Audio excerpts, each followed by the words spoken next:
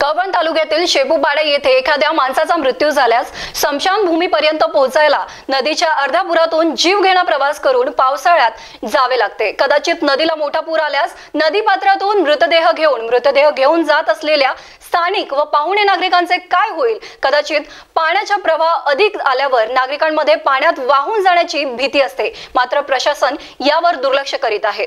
कळवण तालुक्यातील स्मशानभूमी व रस्त्यांच्या अभावामुळे मृतदेहाचा दहन प्रक्रियेत मोठी अडचण निर्माण होते आहे।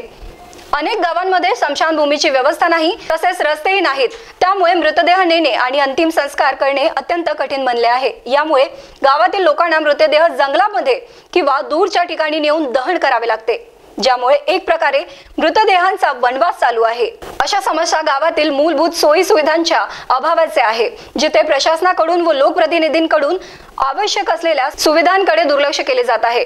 यासाठी गावातील नागरिकांनी प्रशासनाकडे मागणी केली असून स्मशानभूमी व रस्त्यांची व्यवस्था लवकरात लवकर केली जावी अशी अपेक्षा केली आहे। रवींद्र आहेर, स्टार महाराष्ट्र न्यूज, कळवण, नाशिक।